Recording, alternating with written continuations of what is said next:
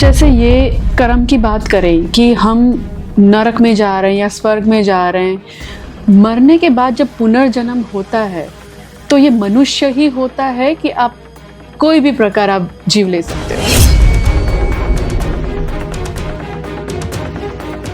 हमारे शास्त्रों में लिखा गया है कि मनुष्य का जन्म कैसे होता है, तो हम ये आपसे जानना चाहेंगे कि जहाँ मनुष्य का जन्म होता है, इस धरती पे आते हैं मनुष्य, तो वो कैसे आते हैं। तो शास्त्री जी, आप बता रहे हो कि मनु के थ्रू मनुष्य यहाँ पे आए हैं धरती पे, तो उनका क्या कर्तव्य है इस धरती पे। मांस न खाओ, मद्य को पीवत नहीं बड़भाग, विधवा को स्पर्शत नहीं करत न आत्मघात। ये कलयुग होता जा रहा है।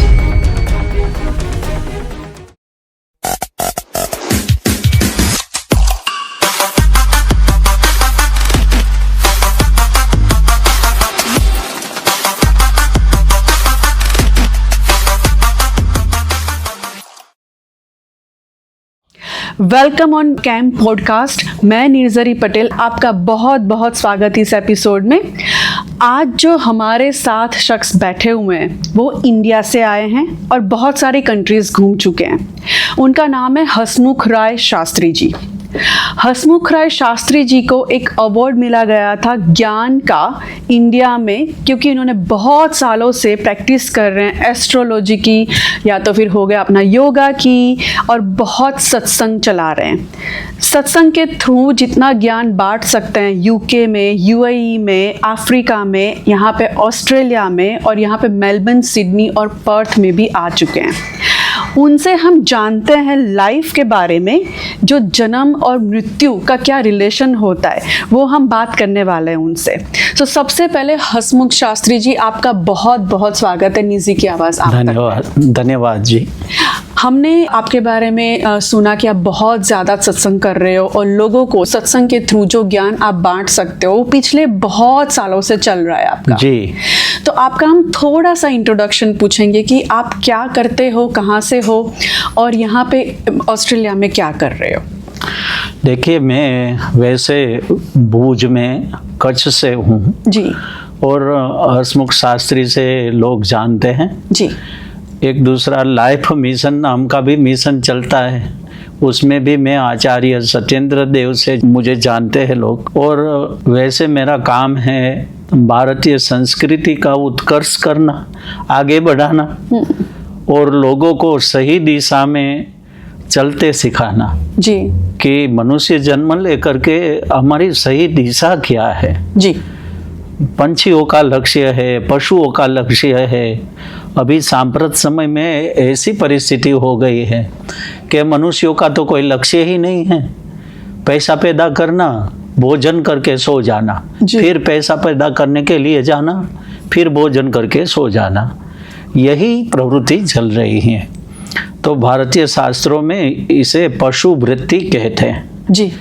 तो ऐसी पशु वृत्ति से लोगों को मुक्त करके सही दिशा में, सही मार्ग में इसको आगे बढ़ाना, ये मेरा पहला उद्देश्य है जी। तो इस उद्देश्य को सिद्ध करने के लिए भारतीय शास्त्र है, जैसे कि श्रीमद् भगवत गीता है जी, श्रीमद् भागवत शास्त्र है, उपनिषद है, वेद के कुछ सूत्र है जी, मंत्र है, कर्मकांड है, यज्ञ है, ये सब मैं उधर भारतवर्ष में, भारत में भूज में करता हूँ जी। और ब्राह्मणों को भी इस बात का एजुकेशन दे करके प्रॉपर पृष्ठ बनाता हूँ कि प्रॉपर सही दिशा में हम अच्छे पुजारी कैसे हो जी। ये मेरा उद्देश्य रहा है। इतने सालों से हम आपका सत्संग सुनते आ रहे हैं कि आप यूएई में कर रहे हो, अफ्रीका में कर रहे हो, और आपके सत्संगी हर जगह पे है जी। तो आप उनके थ्रू यहाँ पे कहाँ कहाँ प्रचार कर चुकी हो। ये मैं ऑस्ट्रेलिया में जैसे सिडनी है, पर्थ है जी, मेलबर्न में भी हैं, और दूसरी कंट्री में अफ्रीका में केन्या है, ईस्ट अफ्रीका, साउथ अफ्रीका में भी कोई कोई शहर में गया हूँ, रुवांडा है, युगांडा है जी, यूएई में दुबई है, मस्कत है जी, अबू धाबी में भी थोड़े बहुत हैं। जी।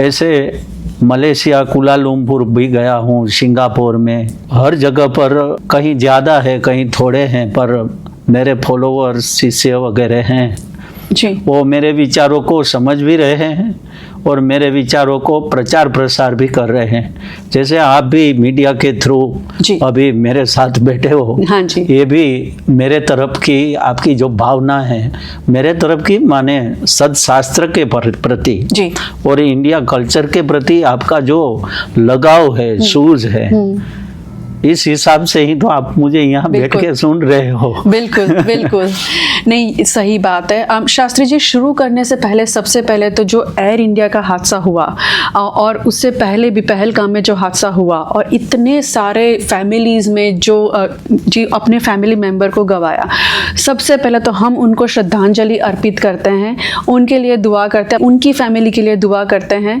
आई नो इट्स नॉट बेरेबल, जो हम नहीं समझ सकते आपका दुख, बट हम अपनी तरफ से निजी की आवाज़ आप तक और टीम की तरफ से आपको श्रद्धांजलि अर्पित करना चाहते हैं। ओम शांति, ओम शांति, ओम शांति।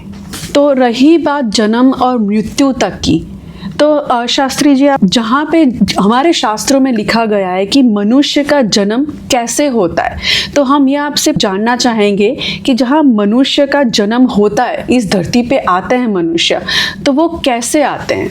देखिए, ये पूरा जो ब्रह्मांड है जी, ये ब्रह्मांड में भारतीय शास्त्र के अनुसार ये ब्रह्म का ही अंड है, मतलब ईश्वर से ही बना है।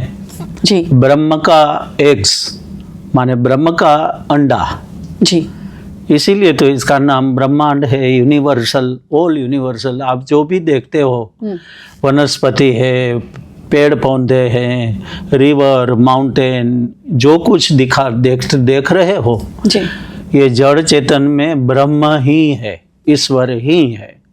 जी, इसीलिए वेदों में एक सूत्र बताया, ओम सर्वम खलविदम ब्रह्म। ये जो कुछ है वो सब ब्रह्ममय है, मतलब ईश्वर के साथ जुड़ा हुआ है। मोह माया, मोह माया, जो भी मोह माया है, ये भी तो ईश्वर की देन है। जी, ईश्वर ही सब बना रहे हैं।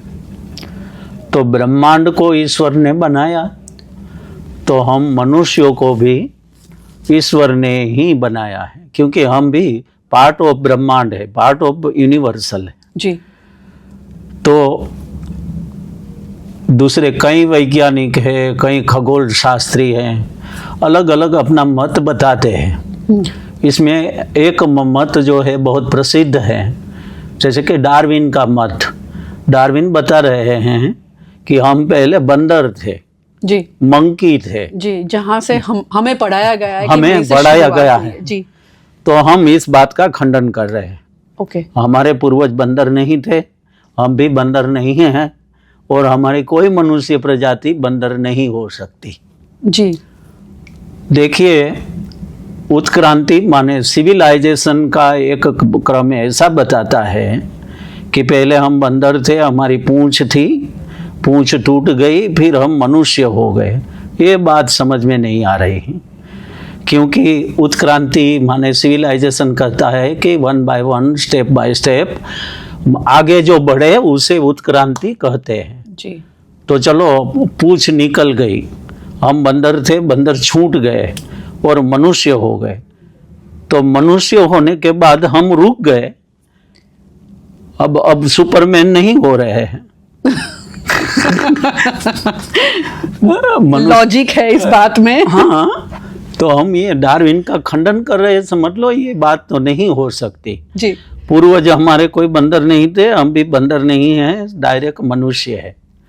आपका प्रश्न है हम कैसे जन्म धारण करते हैं, जी, मैं इसी बात की बात कर रहा हूँ। और यदि उत्क्रांतिवाद माने सिविलाइजेशन सही होता डार्विन के कहने पर, तो हम फिर मनुष्य होकर के रुक क्यों गए? जी, है जी, तो और भी आगे बढ़ना चाहिए। तो या फिर आप ये कहना बंद कर दो कि मनुष्य बंदर थे, ये कहना बंद कर दो, या फिर आप ये कहो कि हम उत्क्रांति का जो सिस्टम बता रहे हैं कि दिन ब दिन स्टेप बाय स्टेप आगे बढ़े, प्रोग्रेस हो, उसे उत्क्रांति कहते हैं। या फिर आपकी व्याख्या बदलनी होगी। बिल्कुल। तो ये पूरा जो है मनुष्य जितने भी हैं ईश्वर का बनाया हुआ है, इस बात का आपको स्वीकार करना पड़ेगा। जी जी बिल्कुल। तो सबसे पहले मनुष्य कौन था, अगर मैं एक क्वेश्चन पूछूं तो? देखिए, ब्रह्मा, विष्णु, महेश, जी ये तीन परम अस्तित्व को या फिर सुपर पावर कहो, स्टैच्यू के रूप में स्वीकार करो या फिर इनके गुण के रूप में स्वीकार करो। रजोगुण, तमोगुण, सत्वगुण, ये तीन गुण इस गीता में भी भगवान कृष्ण ने बताए हैं। जी। ओ ये ब्रह्मा, विष्णु, महेश, ये तीन भी गुणाधारित, गुण के प्रमाण से देवता है। तो इस ब्रह्मा ने जब सृष्टि की रचना की तब सृष्टि आगे नहीं बढ़ रही थी जी। शास्त्र के अनुसार। फिर ब्रह्मा जी के श्री अंग से एक तेज प्रकट हुआ। तेज प्रकट होने के साथ साथ इसी तेज का दो विभाजन हो गया, 2 पार्ट हो गया, 2 विभाग हो गया। जी। इस विभाग में से एक पार्ट में से पुरुष प्रकट हुआ और दूसरे पार्ट में से स्त्री प्रकट हुई। तो ये जो पुरुष प्रकट हुआ, आदि पुरुष, जी, इसका नाम हुआ मनु, महाराजा मनु। जो हम बहुत पहले ये सुन चुके हैं कि सबसे पहले इंसान जो थे मनु थे। हाँ, और ये यहाँ से शुरुआत होती ये यहाँ से शुरुआत हो रही है। तो मनु राजा हुए और जो स्त्री थी वो शतरूपा हुई। अब इनका नाम भी संस्कृत में शतरूपा है। शतरूपा माने 100 डायमेंशन। परमात्मा ने स्त्री जातक को 100 डायमेंशन दिए हैं। अपनी पर्सनालिटी के 100 डायमेंशन है। माँ भी है, बहन भी है, धर्म पत्नी भी है, दादी भी है, पितामही भी है, शक्ति भी है, पोषक भी है और शोषक भी है। शोषण भी कर सकती है वो। ऐसे एक 100 प्रकार से स्त्री को विशेषता दी गई। तो ये हुआ शतरूपा जी। तो सबसे पहले मनु और शतरूपा नाम के एक युग्म हुए थे। मनु के द्वारा हम प्रकट हुए, इसलिए संस्कृत में मनु नाम जायते, मतलब मनु के द्वारा प्रकट हुए, इसलिए हम संस्कृत में मनुज और गुजराती में मनुष्य और इंग्लिश में शायद मैन भी मनु से आया हुआ शब्द है। जी, म से ही सब शुरू हुआ। एम से ही हुआ जी। मनु से।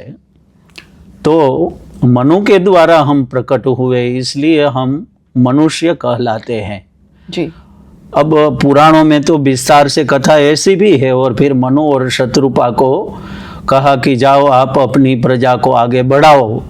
तो वो फिर भारतवर्ष में हिमाचल प्रदेश में एक नगरी रचाई, उसका नाम मनु नगरी हुआ। जी। इस मनु नगरी को आज आप मनाली से जानते हो, कुल्लू मनाली। जी, रोहतांग पास के पास। जी जी। तो ये मनाली भी मनु नगरी में से शब्द हुआ है, मनाली। पर फिर ब्रिटिश का राज आने के बाद मनु नगरी को बदल करके मनाली नाम हो गया। नया नाम हो गया। जी। आज भी भारत में तो ये परंपरा है, जब लग्न हो जाए तो लग्न के बाद अपनी वाइफ को लेकर के मनु नगरी में जाते हैं दर्शन कराने के लिए। जी जी।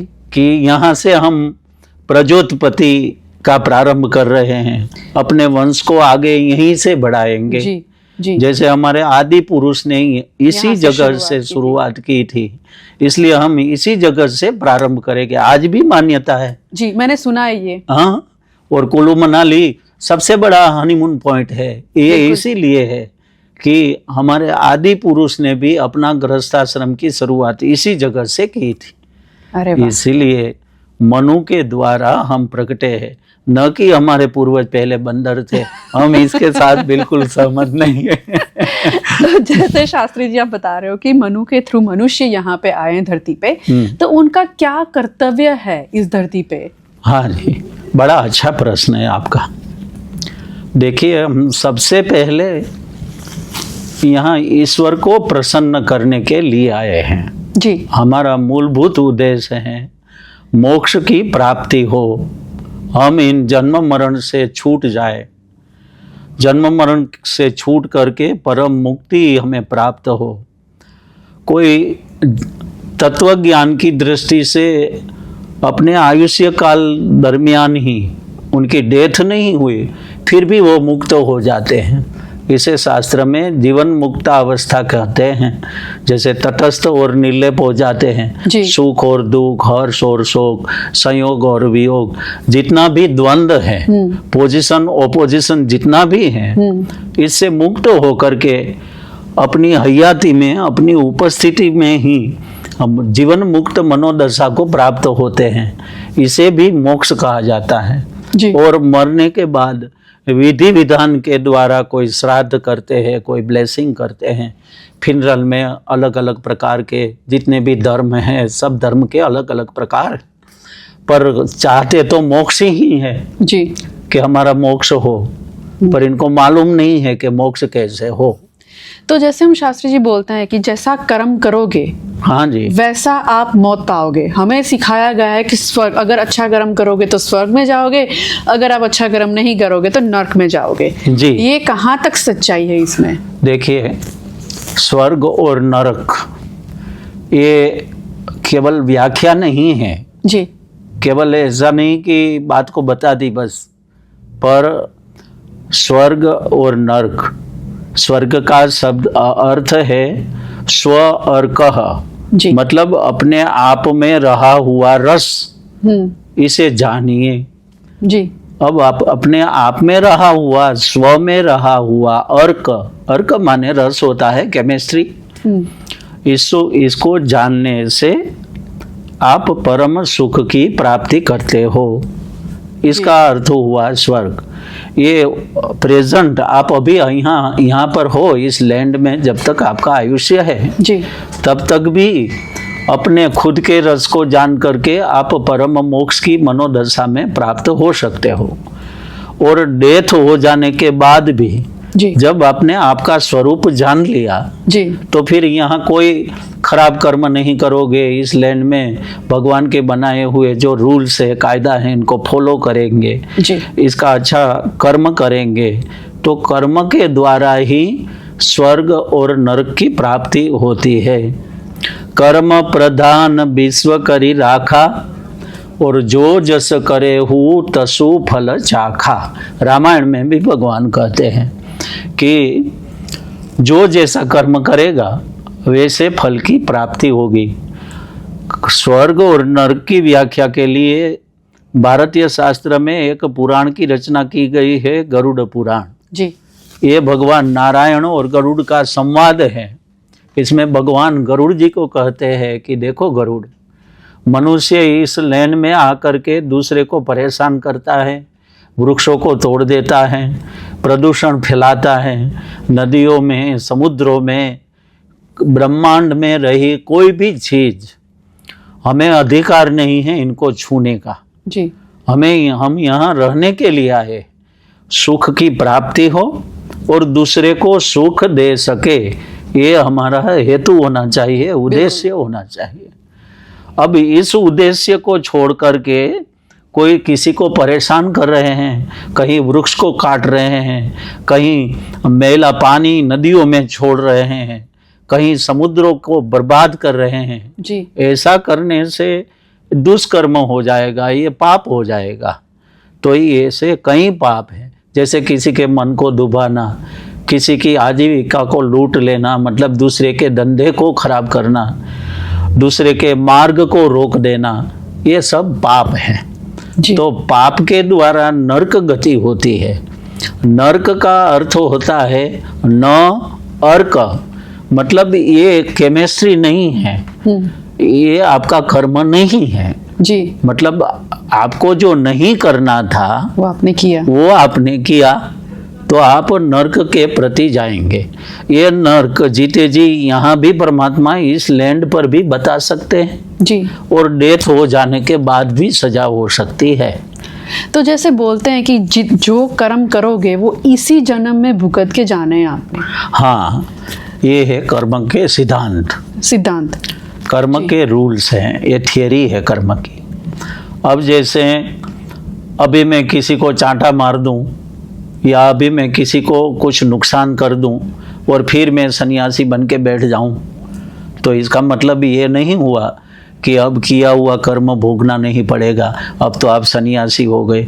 सन्यासी हो जाने के बाद भी पूर्व किए हुए कर्म भुगतना पड़ता है। ये सिस्टम है कर्म की, और इसी जन्म में बंदा इसी जन्म में ही भुगता है। जी। जैसे कि परमात्मा ने बताया है योग शास्त्र में कि आप मिताहार करो। भगवान पतंजलि ऋषि कहते हैं जी कि आप स्वस्थ रहने के लिए मिताहार करो, मतलब कि इतना ज़्यादा मत खाओ कि जो आपके शरीर में कष्ट हो। फिर भी हम खाए जा रहे हैं कोठार की तरह। कमर है या कमरा है मालूम नहीं होता। और जो आज के जमाने में जंक फूड, ड्रिंक्स, वो सब शुरू हो बहुत हो गया। तो अब ऋषि ने, माने भगवान ने, पतंजलि ऋषि कहो भगवान कहो, हमारा जो है सुख का इच्छा की है तो वो भगवान ही है जी। तो उसने बताया ऐसा मिताहार करने का। हम मिताहार नहीं करेंगे और ठोंसते जाएंगे अंदर, खाते जाओ। वो पुरानी कथा में नहीं, खाऊं खाऊं करते हुए एक राक्षस आया। वैसे मैंने एक शास्त्र में जो एक शिक्षा पत्री उसमें पढ़ा भी है, मांस न खाओ, मद्य को पीवत नहीं बड़भाग, विधवा को स्पर्शत नहीं करत न आत्मघात। अच्छी बात है, सही बात है। तो ये अब के जमाने में मेरे ख्याल से बहुत कम लोग फॉलो कर रहे हैं। तो ये कलयुग होता जा रहा है। कलयुग होता जा रहा है और कली का ही प्रभाव है। हम जो भी खाएंगे इस प्रकार से हमारे खुराक के अनुसार, फूड के अनुसार हमारे चिंतन मनन बनेगा जी। क्योंकि अन्नम ब्रह्म रसोर विष्णु भोक्ता देवो महेश्वरः एतानि नामानि भोजन काले स्मरेत। ये जो है अन्न है, इसको ब्रह्म माना गया है जी। तो जब अन्न को ब्रह्म माना गया है और हम जैसा तैसा खाए, जहाँ तहाँ खा ले, डेथ सेल्स को खाएं। देखो आयुर्वेद की दृष्टि से हमारा जो जीवंत कोश है, हमारे शरीर में जीवंत कोश है, जीवंत कोश को परिपुष्ट करने के लिए, जीवंत कोश को सजाए रखने के लिए, लंबे काल निरोगी रहने के लिए हम जीवंत कोश ही खाएंगे। पर इसका मतलब ये नहीं है कि मांस खाओ, जीते जी को मार करके खाओ, ऐसा नहीं है। जैसे वेजिटेबल है, फ्रूट है, इसमें जीवन है जी जी। ये जीवन को ग्रहण करने से ही हमारा जीवन परिपुष्ट रहेगा। अब आप डेथ सेल को खा रहे हो तो डेथ सेल खाने से रोग बढ़ेगा जी। फिर भी मैं ये नहीं कर सकता कि सारी पृथ्वी जो है वो शाकाहारी हो जाए, ऐसा नहीं हो सकता। बिकॉज कल्चर एंड कल्चर हाँ, जो जिसको पर हमारे भारतीय परंपरा में खान पान की सुविधा है, किसको स्पर्श करना नहीं करना ये भी सुविधा है जी। किसका ग्रहण करना है, किसका नहीं ग्रहण करना है, किसके साथ बात करना है, किसके साथ बात नहीं करना है, ये सब प्रकार की विधि निषेध बताई हैं जी जी। तो इस दृष्टि से हम शास्त्र के अनुसार रहेंगे तो इतनी ही हमारे जीवन में प्रसन्नता और सुख की वृद्धि होगी। बिल्कुल। और अब हम शास्त्र के विरुद्ध में जाएंगे तो हम आप दुख को निमंत्रण दे रहे हैं जीवन में। यदि शास्त्र ने कहा ऐसा करो, ऐसा नहीं कर रहे और इससे उल्टा कर रहे हैं तो हम दुख को, कष्ट को, रोग को निमंत्रण ही दे रहे हैं। बिल्कुल बिल्कुल। तो जैसे ये कर्म की बात करें कि हम नरक में जा रहे हैं या स्वर्ग में जा रहे हैं, मरने के बाद जब पुनर्जन्म होता है तो ये मनुष्य ही होता है कि आप कोई भी प्रकार आप जीव ले सकते हो? अच्छी बात है, बहुत अच्छा प्रश्न है ये। और इस युग में ऐसा प्रश्न होना ये भी बहुत बौद्धिकता की बात है। जी। देखिए, शास्त्र कह रहे हैं कि 84 लाख जन्म हैं, 84 मिलियन जी। बार हम यहाँ आते हैं और जाते हैं, आते हैं और जाते हैं। ऐसा सब बताते तो हैं, पर इनके पास कोई स्पष्टता नहीं है कि कैसे आए 84 लाख बार और कैसे मरे 84 लाख बार। भारतीय शास्त्र में जीव के आवागमन के कुछ सिस्टम बताए हैं। 84 लाख ऐसे हैं कि हम 21 लाख बार 21 मिलियन प्रस्वेदज जन्म धारण करते हैं। प्रस्वेदज माने पसीने से हुए जम्स, जैसे केस में होता था तो कोई जम्स, ऐसे कहीं पुराना पानी भरा हुआ पड़ा है तो इसमें भी मच्छर कीटक वगैरह होते हैं। जी। तो 21 लाख जीव ऐसे हैं जो जल के द्वारा प्रकट होते हैं। जी। इसमें कीटक पतंग इत्यादि आ जाते हैं, मच्छर भी आ जाता है। जी। और हमारे सर में भी पहले पुराने काल में ऐसे जू वगैरह पड़ते थे, वो भी तो जम्स है। तो ये पसीने से होता है जी। जल के द्वारा। जी। अब 21 लाख हुआ जल के द्वारा। अब 21 लाख दूसरे हैं जो अंडज सृष्टि हैं। पहले माँ के द्वारा अंडा प्रकट होता है जी। और अंडे में से फिर बीज, अंडज में से फिर वो जिसकी जो माँ है, माँ के जैसा स्वरूप धारण करता है। ऐसी सृष्टि है जी। इसमें है जैसे कोकोड्राई मगरमच्छ है, इसमें छिपकली आ जाती हैं, इसमें जो है मीन मच्छी फिश जो है वो आ जाती हैं, मेंढक आ जाते हैं। जी। ऐसी कई सृष्टि है जो पहले अंडा देती हैं। ऑस्ट्रिन इत्यादि जो पंछी है वो भी अंडज सृष्टि है। जी। पहले माँ के द्वारा अंडा प्रकट होता है और अंडे में से फिर बच्चा पैदा होता है। ऐसे 21 लाख है।